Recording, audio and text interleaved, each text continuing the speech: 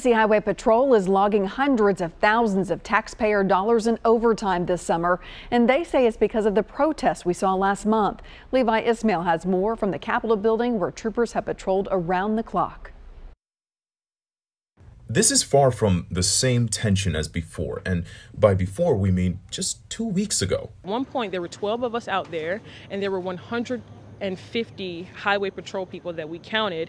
Jay Terry and the group People's Plaza have been here at this very spot since June 12th. We didn't want an hour of his time or even a half hour. The group insists if the governor would just give them a few minutes, they would all be gone. Would you have left Legislative Plaza? Absolutely. They don't want us to be here, and it's hot. We don't want to be here. We are sad that we have to be here. For every day it takes for that conversation about racial injustice in the state to happen, troopers stand guard across the street. At times we have 50 state troopers here. It's totally unnecessary.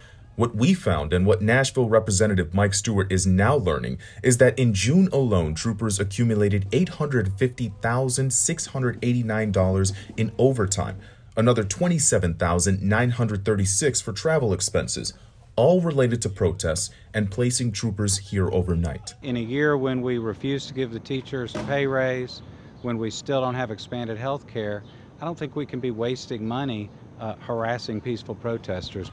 In July, we've seen nights with more than 60 arrests, only adding to what we can imagine are thousands more in overtime pay. We asked Tennessee Highway Patrol and the governor's office to comment, and we're waiting on a response.